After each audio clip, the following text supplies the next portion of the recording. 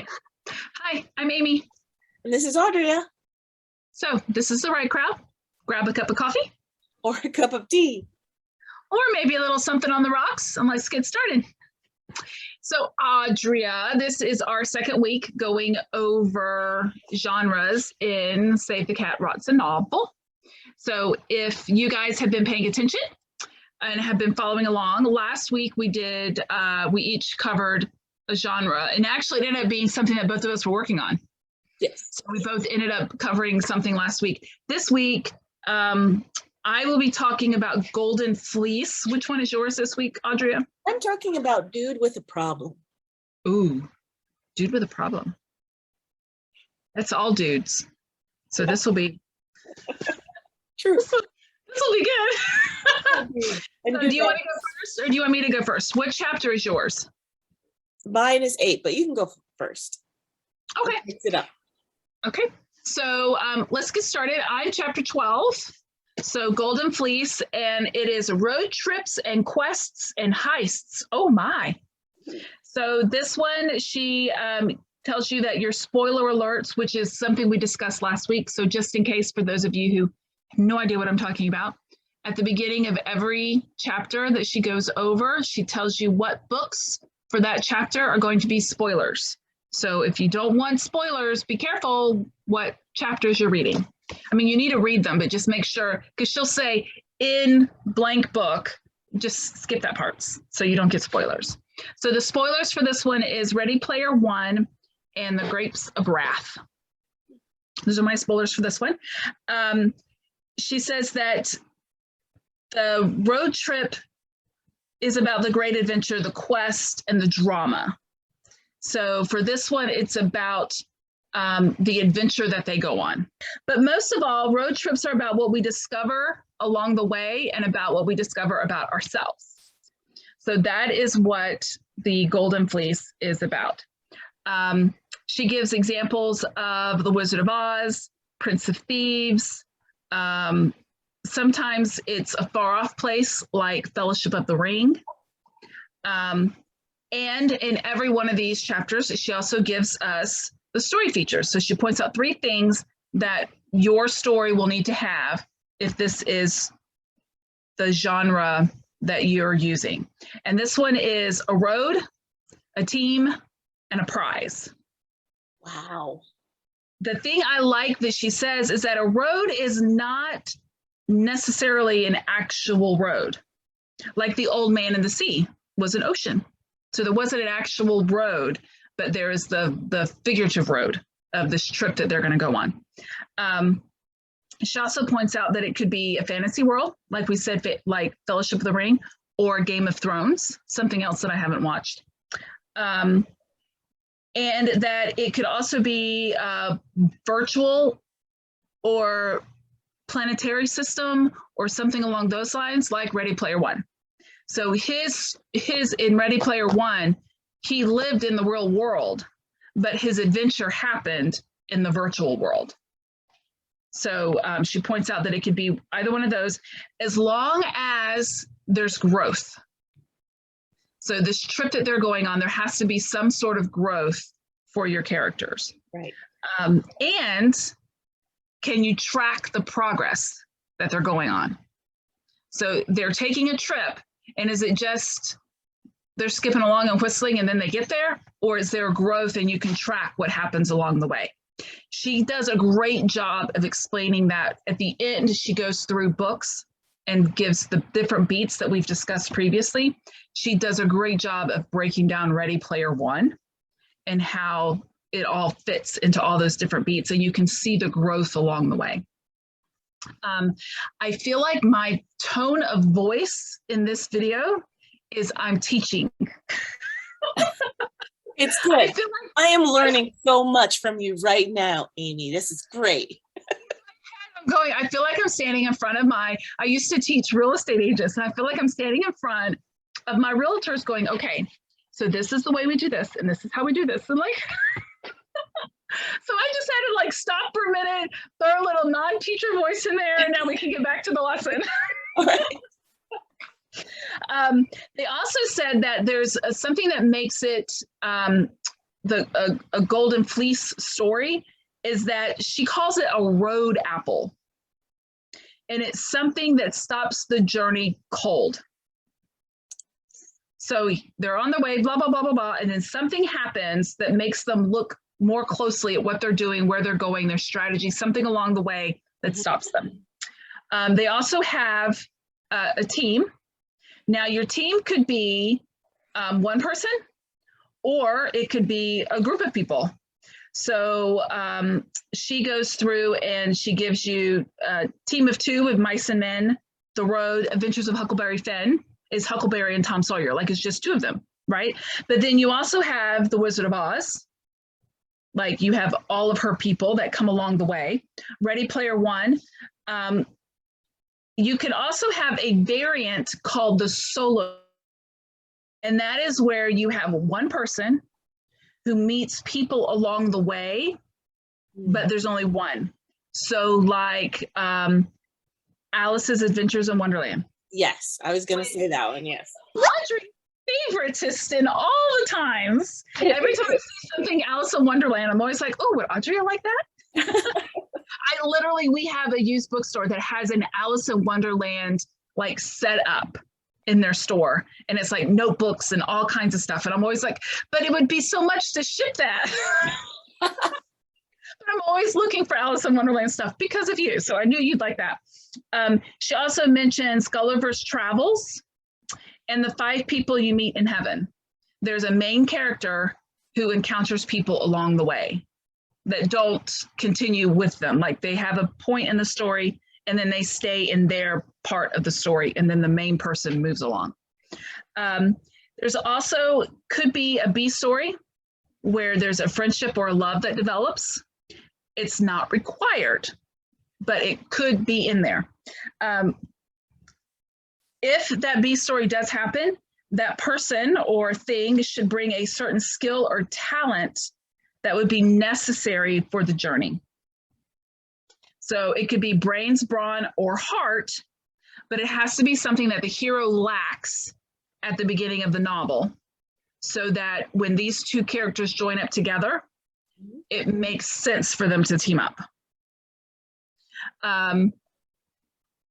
If you have a large cast of characters, a larger cast of characters, like I'm going to say Wizard of Oz, each one should be introduced in a stellar and brilliant way. Like, it's just not like, oh, look, there's this person. Why don't you come along? It's like a big deal when they, like, I mean, think of The Wizard of Oz. When she meets each character along the way, it's not just, oh, look, there's a lion. Oh, why don't you come with me? Like, it's a big deal. And they then become a big part of the story. So you need to make sure that that is in there. The prize that they get at the end should be compelling and appealing enough to make them want to go on the journey. However, the prize isn't what matters. The journey and how they grow and what they learn, what they discover along the way is what becomes the point of the story, as in Ready Player One. She goes into detail. I don't want to do a spoiler alert, but that's the egg at the end is not the big thing about it. It's the growth that happens through the story. And the prize, even though that's not the big deal, it should be something that we can relate to. Along the way, there should be milestones for your hero so that we get connected to your hero. If there aren't milestones and there's nothing for us to grasp onto, we're not going to go past. Like, literally, there's a book that I tried so hard to read, I can't get past chapter 5. Like, so far, the book itself does not even remotely go anything about the description on the back of the book, except for the main character's name. Like, I literally was like, wait, what is this book supposed to be about? So make sure that you put things in it that make your reader want to go from page to page, chapter to chapter, so that they're like me when I get a new James Patterson. Back when I lived in Virginia, I'd get a new James Patterson, and I literally would be reading in bed, like, oh my gosh, okay, how much longer? What time is it? Oh, it's 4 a.m.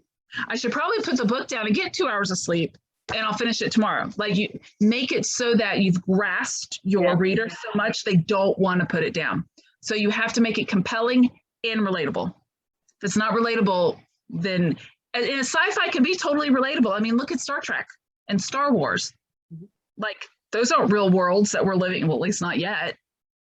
But people have grasped onto it because of the adventure that the characters go on along the way. Right. The hero's journey, and then the triumph and the story within the conflict within the hero and all those things. Right. I love unput downable books. I'm always looking for the next book that I can't put down. Yes. And when you find one, it's like, oh crap, do I have time for this right now? Yeah. I have authors that I've stopped, like I only read on vacation because it's like I have to be alert in the morning and I can't read until 2 a.m. Yes, and I'm the same way. I'm like, okay, we're taking a trip.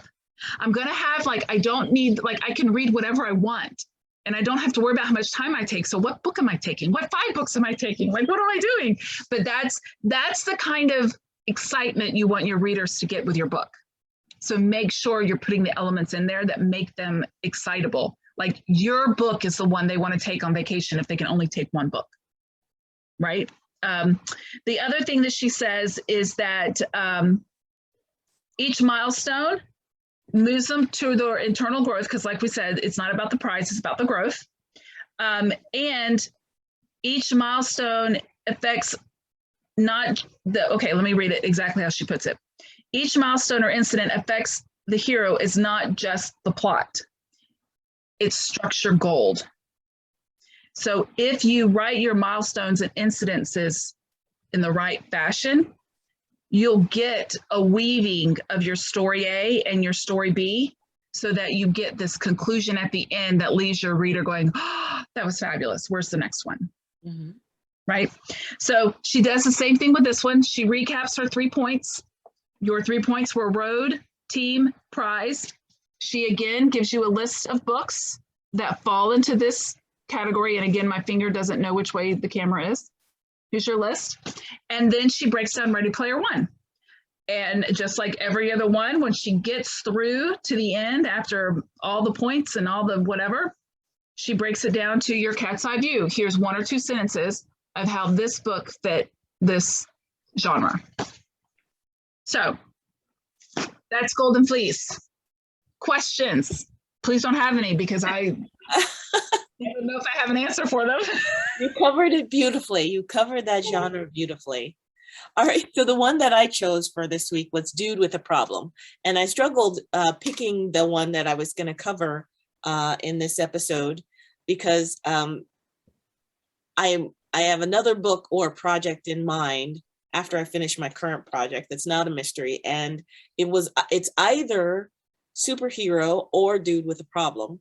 And so what's funny about these 2 genres, Save the Cat genres, that is that these are 2 similar genres. However, the Dude with a Problem is just like in Amy described in our last episode, and usually starts out as an ordinary person. In Dude with a Problem, the person stays ordinary. There's no superhero or paranormal powers that they have.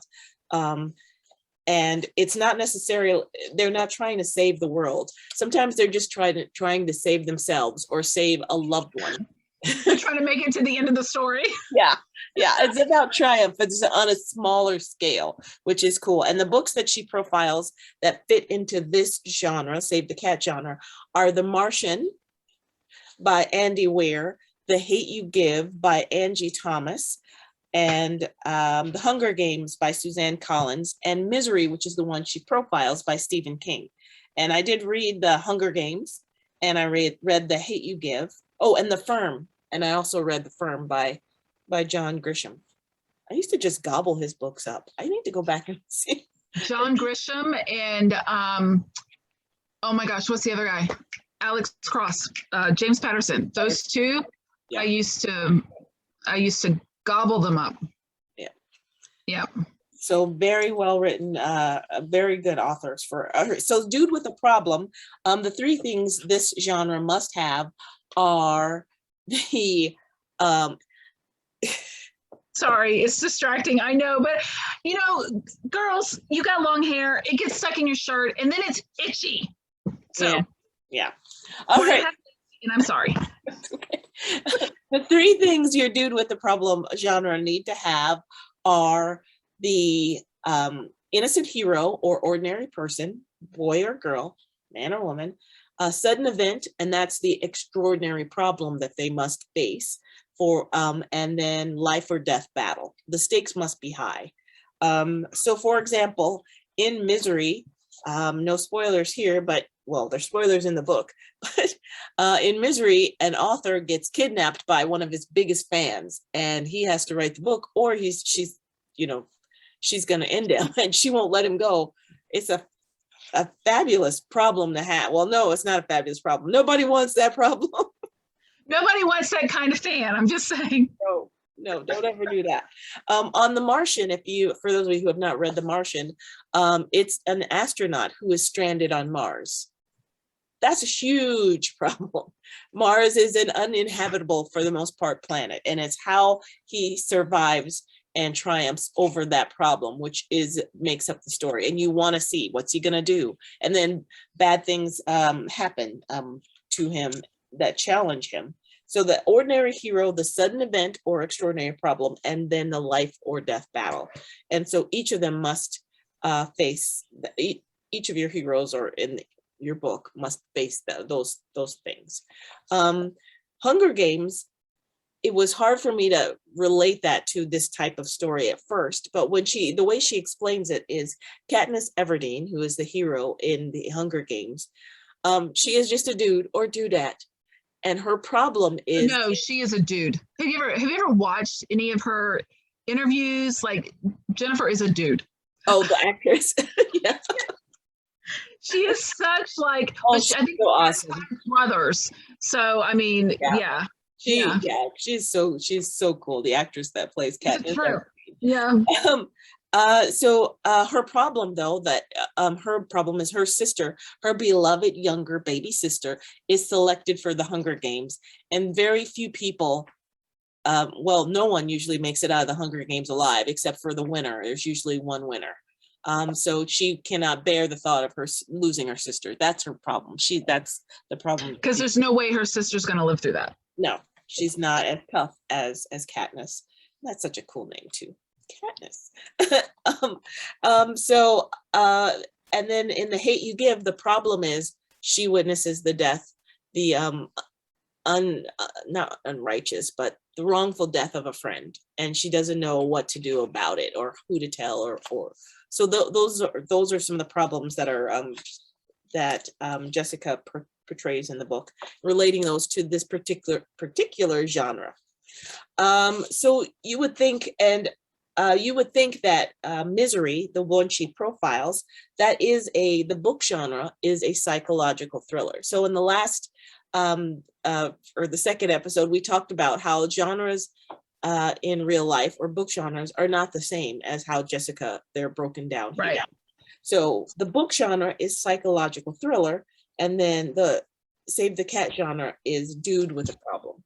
So just like in the other genres that we profiled, she goes through the book that she's chosen, and she goes through it beat by beat. So take those 15 beats that we learned about in the first episode, and she applies those to each of the genres, and she applies them to Misery. So she gives you the opening image. You see our ordinary hero or our ordinary person is the author Paul Sheldon, and so forth. And then she sets up the setup, and she walks you through all 15 beats and what pages they come out on. So if you're writing a book like that, or a book like any of those, the way she breaks them down, these genres down, just like Amy said, is awesome. All right, so now in the end of Dude with a Problem, it's not just about the problem, it's about the triumph. So the dude has to not just have the one problem, but he has to try to fix it, and then he has to encounter issues, and the villain has to match. And what she says here is, the badder the bad guy, the greater the heroics, the better the story. So in Hunger Games, the bad guy is the Capitol. It's huge. And then there's one person that embodies the Capitol in the Hunger Games. In Misery, the bad guy is a psycho fan. And the problem, and not just, she starts out the way that the Stephen King did it. She starts out, it's just she's a fan. Okay, no, she's a really big fan. Okay, she's like a rabid fan. Okay, now she's a crazy fan that just is about to kill the author. So yeah, there's a nice little build up along the way. It builds up. Yes. And then on The Martian, the villain, this one is one where when we talked about conflict, when you talked about conflict back in school, and it was man against man against machine, man against society, and man against the elements. The Martian, the villain is Mars, is the planet. It's uninhabitable. So he has to conquer Mars through some things that he has brought with him, or his ingenuity coming up with the plans. He has a very big setback. Each of the Dude with a Problem stories have to have a setback because they have to continue to triumph. They have to have an all is lost moment. That's straight out of your beat sheet, and then they have to triumph in the end. So it's about and the other thing she mentions here in the book that helps you understand it is, in the end, the Dude with the Problem is, the novels are all about triumph of the human spirit. So I said that part, but it's about also showing those hidden strengths and hidden talents. They may not be otherworldly, like a superpower, like in the superhero genre, but all of us have those depths, those talents that we must, that help us to persevere and to overcome and to triumph. And so that is what you're showing in a Dude with a Problem book. So the ones that she mentions, in addition to the ones we went over, were Robinson Crusoe, Life of Pi, Holes. That was a good one. I love that book. Illuminate, and The Firm, again, The Firm, and The Call of the Wild are some of the books that fall into the Dude with a Problem genre. So that's it for Dude with a Problem. Did you have anything for Dude with a Problem? Well, the only thing I wanted to point out is that she also says that in Dude with a Problem that you'll have eye of the storm moments where there's like a little bit of a reprieve. Let him catch his breath. And then it's going to go back to whatever. But there's always, and sometimes, not always, but sometimes there's a love interest. And that's where like that gets developed, is in that moment that they get a second to breathe. But yeah, I like to read Dude with a Problem. I don't know that I see myself writing Dude with a Problem. Does that make sense? Yeah. Like I loved you know what's funny is I love the Hunger Games. I refuse to read or watch the two that came after. Really? Because I don't want to ruin how much I loved the first one. Because I know the progress that it takes and the changes that happen. Like I know what's coming. I don't want it. I like it the way Hunger Games ended. And I remember when I got the Hunger Games, I remember sitting at my dining room table in Virginia, reading it.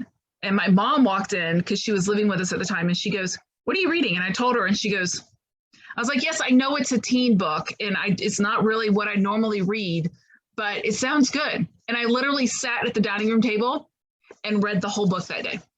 Oh my gosh. Wow. And then when the second one came out, I was like, nope. I like it. I want it to stay this way. And so I read them. I don't know that I would ever write them. But yet I see myself in superhero. Like I'm writing a superhero.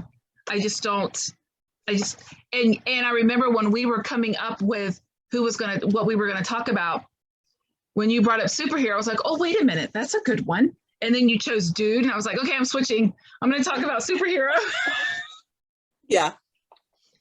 So what I think is interesting about the Hunger Games, and I can't remember which genre the other ones fall into. The first book, Hunger Games, falls into Dude with a Problem. But I believe the second book, I don't know if that falls into the institutionalized genre. So it's how a series, each book can fall into a different Save the Cat genre. And that's really what's really cool about how she breaks genres down. The other thing about that we talked about in one of the last episodes was that the genre bleeding. Like we know that we can have romantic suspense in book genres. Well, she talks about just like those book genres can bleed over, so too can Save the Cat genres bleed over. But you have to know the rules and know how they break down in order to know how to put them together. Right. Because you want it to work. Yes. You don't want to just make it happen. Like, you want to make sure that it meshes the right way. Because again, if it doesn't, you'll lose readers. Right. And the whole point of this is to write something that people don't want to put down, and then they're going, okay, where's the next one? And even if it's not a series, they like how you write. They like your style. They like how you put things together. They're you want them to keep, yeah, and you want them to want more. Like a Lay's potato chip. You can't just eat one of those. No, you cannot. Especially the salt and vinegar one. I don't care which one it is. Unless spicy. I don't do spicy. Yeah. I don't like Ruffles with riches. Okay, never mind. All right, we digress. We've discussed that. We've discussed I like Pringles. Do you like Pringles? Pringles are good. Pringles, however, have gluten in them, so I don't eat Pringles as much. Oh. Why they had to put gluten in a potato chip, but they're delicious. They're like mush all together. They got to get it like. They had to do that. Yeah. Yeah. All right, so that is it for genres. And we covered 4 genres in the last 2 episodes, last episode and this episode. And then our next episode, we're going to sum up our book, or sum up our book, the book we've been covering. Our book. Thank you. This is mine. It's written in. Writes a novel and tell you about all about some of the back matter or some of the really good stuff that comes after the genres in this book. So more reasons why this book should definitely be on your shelf. Yep. Anything? Yep. Oh. No, I think that's good. All right. Okay, everyone, will check out our website. Make sure to join our newsletter and share the tips that you've learned, where we share our tips, and share your tips on our Facebook page. Yeah, I think that says it. Yep. Facebook, YouTube, website. Yep, all those links are in the show notes. Do all that stuff. It's all down there. It's all down there. Click all the stuff. There will also be a link for this in all of our videos. Yeah. So if you like, it doesn't matter if you're watching number 2 or number 5, there'll be a link so you can get it. Because kind of that's the point. We want you to go out and get this book. And no, we are not affiliated with it. We think it's really valuable for you as an author. Yes. We did not write the book. We're not Jessica Brody. She does not pay us to do this, but some of our links may be affiliate links down below. All right. Yes. Thanks, everybody. See ya.